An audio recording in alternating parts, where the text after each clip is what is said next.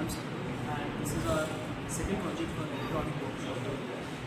So our project is based upon audio transmission design. This can be seen as the first project, but in the first project, while the focus was on amplification, here the focus is on transmission. The medium that we have chosen for transmission is light. Here we use the input signal and we transmit it digitally. However, due to excessive light pollution, the input audio signal is prone to a lot of noise. Hence, we have to modulate it. The means of modulation that we are using is PWM.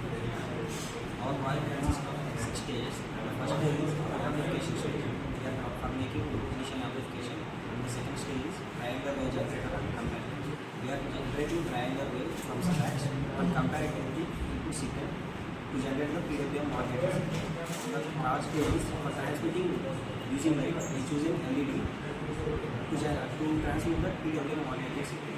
For receiving the signal, we are using a photodiode.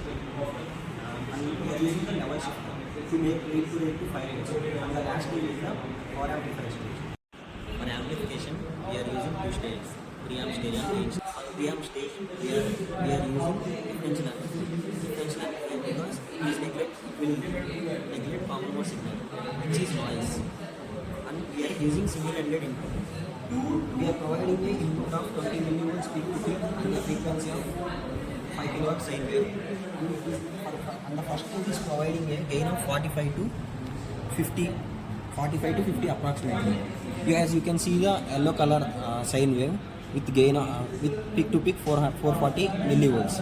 And for second stage, gain stage, we are using CE amplifier and it is providing a gain of 6. So total gain we are getting is 300 approximately. So you can see peak to peak is 2.97 volts of the green wave, which is the output from the gain stage. And we are making biasing it to 3 volts because the 3 volts bias is triangular wave we are generating is biased it to 3 volts. So we are biasing it to 3 volts by using the resistor divider. So the next stage in our project is the triangle wave generator and the comparator. The triangle wave generator is the heart of our project. So in our project we have implemented triangle wave generator from scratch. This triangle wave generator consists of 2 parts, an integrator and a comparator. The integrator is a circuit that takes the analog input and it outputs the integer of that signal. The equations for the integrator are given as follows. Here, this point is taken as x. This acts as a virtual ground as we assume the gain of the op-amp to be infinite.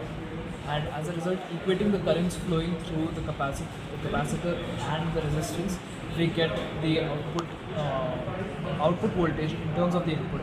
And we see that the derivative of the output is proportional to the input. In other words, the input is the integral of the output. And thus, this is how the integrator circuit functions. The next circuit that comes into play is the comparator. The comparator circuit can be intuitively understood as an op-amp which outputs the higher voltage. So assuming V plus to be the input voltage to the non-inverting output and V minus to the input voltage to the inverting output, the op-amp of the comparator will output V plus if V plus is greater than V minus, and will output V minus if V minus is greater than V plus. So this entire system exists in a positive feedback. The output of the comparator is fed as an input to the integrator, and the output of the integrator is fed to the input of the comparator. So in order to understand the way in which triangle wave is generated, we'll start with the comparator.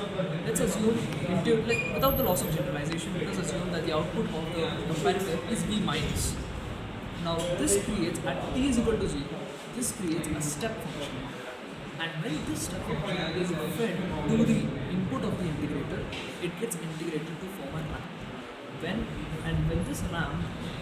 the voltage of the ramp function grows beyond the reference voltage, the comparator output switches, making it V plus. As a result, This results in a rectangular wave as an input or a pulse to the integrator, and the output of the comparator is essentially the integral of the rectangular function, which is a ramp, or in other words, a triangular function. The outputs and the plots can be seen in the DSO. Now we have designed our circuit for PWM modulation. As a result, the overall circuit is chosen so as to have high frequency, so that the carrier can accurately transmit the audio input signal. Here the triangle wave has a peak-to-peak voltage of 5 volts, and it is biased at 3 volts. And this, as you can see, is the triangular wave can be seen as the integral of the rectangular wave which was generated by the circuit. The high frequency component or the high frequency content of the triangular wave is required so that it can accurately transmit the signal without any errors. Once we have the triangle wave generated from the triangle wave generator, we use the triangle wave and the input amplified signal, and we compare them so as to produce a PWM wave. So here we have the triangle wave which we have generated from our triangle wave generator and the amplified input signal. So once we have generated the triangle wave from our triangle wave generator, we use this generated triangle wave and compare it with the amplified input signal. The comparator that we have chosen is an op-amp KA319, which is high speed, which offers high speed and rail-to-rail output. Rail-to-rail output essentially means that the output pulse, digital pulse which is generated, has a low value of 0 and high value of 5 volts. This op-amp also has a frequency of 5 megahertz, hence it can easily handle the comparisons of 100 kilohertz signal, carrier wave, which is our triangle generated wave. So here we have the generated triangle wave and the input amplified signal. And this is the triangle wave generated and the pulse modulated signal. The pulse modulated signal is generated by, as I said, comparison from the triangle wave and the input signal. Wherever the input signal is higher in voltage when compared to the triangle wave, we see that the comparator outputs are high voltage, and vice versa. Wherever it is lower than the triangle wave, it generates a low output. And this is our, and here we provide a visual representation of how PWM signal works.